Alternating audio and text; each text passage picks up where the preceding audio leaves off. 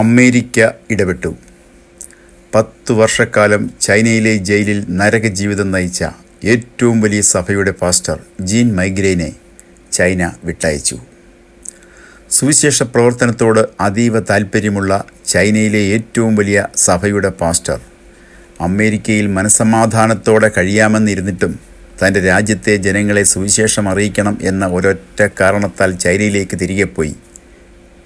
പിന്നീട് സംഭവിച്ചതെല്ലാം ചരിത്രം. 2018 ചൈനയിലെ ഏറ്റവും വലിയ ഭൂഗർഭ സഭയായ സിയോൻ ചർച്ച് അധികാരികൾ അടച്ചുപൂട്ടി. ദിവസങ്ങൾക്ക് ശേഷം സിയോൻ സഭയുടെ മുഖ്യ പാസ്റ്ററായ ജിൻ മിംഗ്രി ബെയ്ജിങ്ങിലെ തൻ്റെ സഭാവിശ്വാസികളോട് ഓൺലൈനിലൂടെ പ്രസംഗിക്കുന്നത് തുടർന്നു. ഇത് അധികാരികളെ ക്ഷുഭിതരാക്കി. അങ്ങനെ പാസ്റ്റർ ജീനിനെ അറസ്റ്റ് ചെയ്യുകയായിരുന്നു. ബീജിംഗ് സിയോൻ ചർച്ചിൻ്റെ സ്ഥാപകനായ പാസ്റ്റർ എസ്ര ജിൻ മിംഗ്രി ചൈനയിലെ തടങ്കലിൽ നിന്ന് മോചിതനായി ലോസ് ആഞ്ചലസിൽ തിരിച്ചെത്തി. പ്രസിഡന്റ് ഡൊണാൾഡ് ട്രംപ് ബീജിംഗിൽ ചൈനീസ് പ്രസിഡന്റ് ഷിൻ ജിൻ പിങ്ങിനോട് പാസ്റ്ററുടെ മോചന വിഷയം ഉന്നയിച്ച് 2 മാസത്തിനുള്ളിൽ അമേരിക്കയുടെ സ്വാതന്ത്ര്യ ദിനത്തോടനുബന്ധിച്ചായിരുന്നു അദ്ദേഹത്തിൻ്റെ മോചനം. ടെക്സാസ് ആസ്ഥാനമായുള്ള ക്രിസ്ത്യൻ അഭിഭാഷക ഗ്രൂപ്പായ ചൈന എയ്ഡിൻ്റെ റിപ്പോർട്ട് പ്രകാരം ശനിയാഴ്ച ജീനിനെ തടങ്കലിൽ നിന്ന് നേരിട്ട് മോചിപ്പിച്ച് അമേരിക്കയിലേക്ക് കൊണ്ടുവരികയായിരുന്നു. ട്രംപും ഷീ ജിൻപിങ്ങും തമ്മിലുള്ള ചർച്ചകളെ തുടർന്നാണ് അദ്ദേഹത്തെ മോചിപ്പിച്ചതെന്നും അമേരിക്കയുടെ സ്വാതന്ത്ര്യ ദിനത്തോടനുബന്ധിച്ച് ഒരു സൗഹൃദ പ്രകടനമാണ് ഇതെന്നും ചൈനീസ് ഉദ്യോഗസ്ഥർ പാസ്റ്ററോട് പറഞ്ഞു. ജീൻ ഇപ്പോൾ തൻ്റെ കുടുംബത്തോടൊപ്പം ഒരുമിച്ചായിരിക്കുന്നു.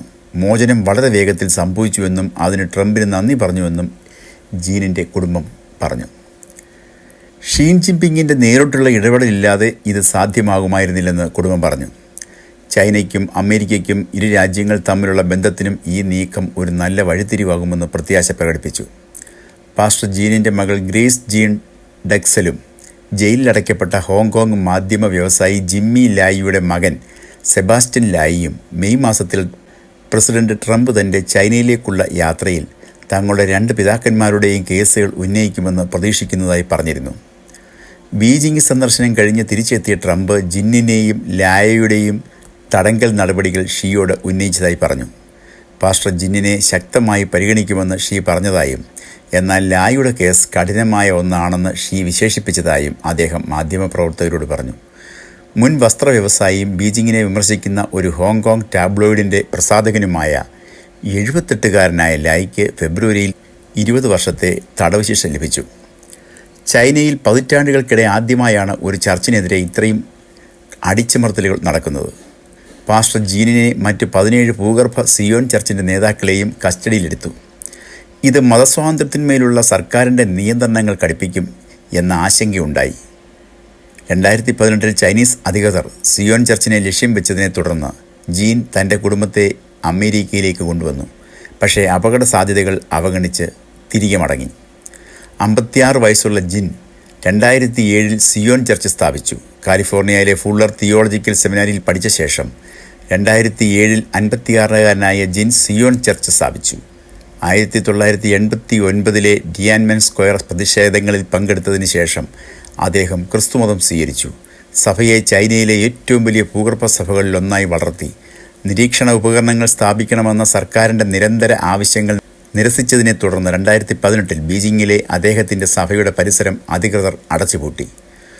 തുടർന്ന് സഭ ഓൺലൈൻ ഒത്തുചേരലുകളിലേക്ക് മാറി. സൂം, യൂട്യൂബ്, വീചാറ്റ് എന്നിവയിലൂടെ 10,000-ലധികം പേർ വിവിധ മീറ്റിങ്ങുകളിൽ പങ്കെടുക്കാറുണ്ടായിരുന്നു. തെക്കൻ ചൈനയിലെ ഗ്വാങ്സി പ്രവിശ്യയിലെ ബഹായിലെ വീട്ടിൽ നിന്നാണ് ജീനിനെ കസ്റ്റഡിയിലെടുത്തത്. ബീജിംഗ്, ഷാങ്ഹായ്, ഷെൻഷൻ എന്നിവിടങ്ങളിൽ നിന്ന് ഏകദേശം 30 സിയോൻ ചർച്ച് നേതാക്കളെയും അംഗങ്ങളെയും അറസ്റ്റ് ചെയ്യുകയോ കാണാതാവുകയോ ചെയ്തതായി റിപ്പോർട്ട് ചെയ്യപ്പെട്ടു.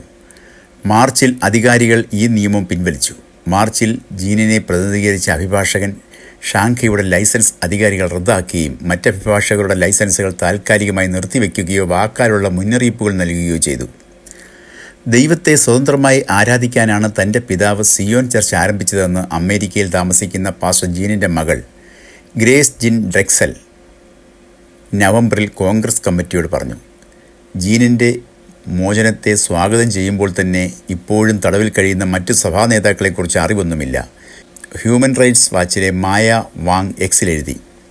സിയോൻ ചർച്ചിലെ കുറഞ്ഞത് 8 അംഗങ്ങൾ ചൈനയിൽ തടങ്കലിൽ കഴിയുന്നുണ്ടെന്നും അവരെയെല്ലാം മോചിപ്പിക്കണമെന്നും ചൈനയിലെ ഏറ്റവും വലിയ ഭൂഗർഭ പള്ളികളിലൊന്നായ സിയോൻ ചർച്ച് ഭരണകക്ഷിയായ കമ്മ്യൂണിസ്റ്റ് പാർട്ടി സംഘടിത മതത്തെ ഒരു ഭീഷണിയായി കാണുന്നത് എന്താണെന്നും അവർ തൻ്റെ എക്സിൽ ചോദിച്ചു.